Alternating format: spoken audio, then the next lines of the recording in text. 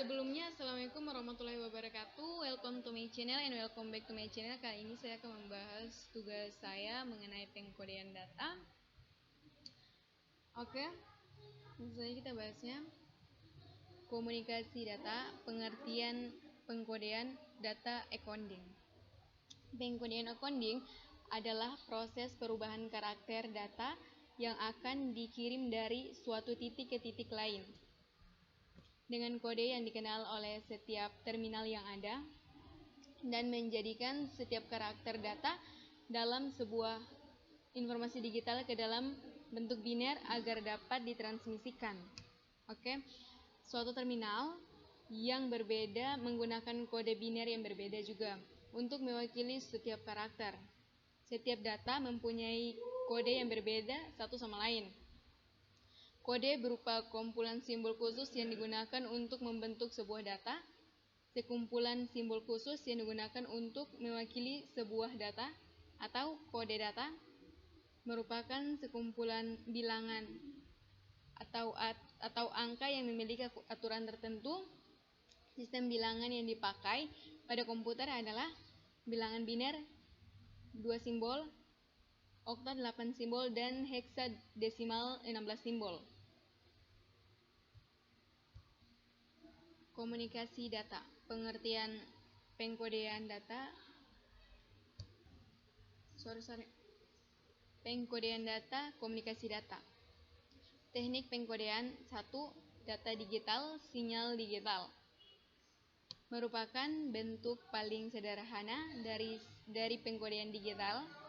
Data digital ditetapkan suatu level tegangan untuk biner 1 dan lainnya untuk biner 0. Ini digunakan untuk meningkatkan kinerja dengan cara mengubah spektrum sinyal dan menyediakan kemampuan sinkronisasi.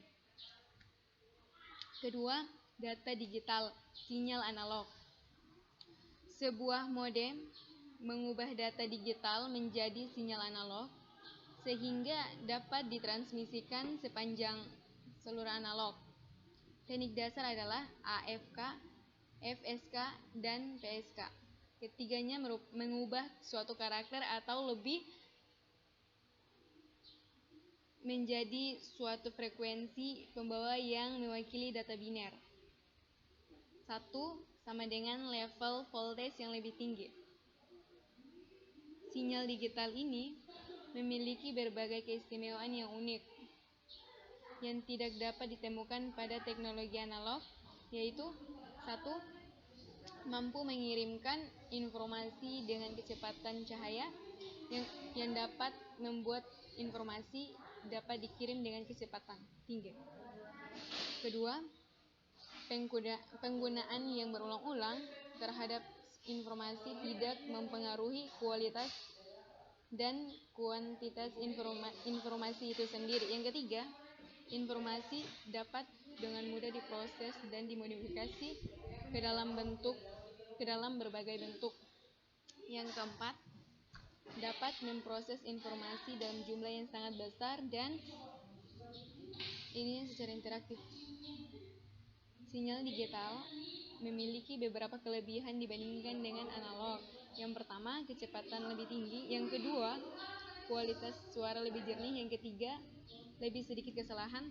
Dan yang keempat, memerlukan peralatan pendukung yang tidak terlalu kompleks. Nah, contohnya seperti transmisi data digital melalui jaringan telepon publik, PSTN, perangkat digital yang dihubungkan oleh berbagai modem. Yang ketiga, konversi analog ke analog. Adalah representasi dari informasi analog menjadi sinyal analog. Mengapa diperlukan proses modulasi sinyal analog? Jawabannya, jika sinyal sudah analog, modulasi diperlukan oleh media di alam adalah band pass, atau jika hanya ada saluran band pass yang tersedia. Contohnya adalah stasiun radio. Regulasi memberikan bandwidth yang sempit untuk setiap stasiun radio. Sinyal analog yang dihasilkan oleh masing-masing stasiun adalah sinyal low pass, semua di dalam rangka yang sama. Untuk dapat mendengar stasiun yang berbeda, sinyal low pass perlu digeser, masing-masing untuk rentan yang berbeda. Jenis-jenis konversi analog ke analog dapat dicapai dalam 3 cara. Yang pertama, amplitude modulation atau AM. Yang kedua, frequency modulation atau FM. Yang ketiga, phase modulation atau PM. Oke, sekian dari tugas saya mengenai pengkodean data. Apabila ada kekurangan, saya mohon maaf. Wabillahi taufiq wal hidayah. Wassalamualaikum warahmatullahi wabarakatuh. Dian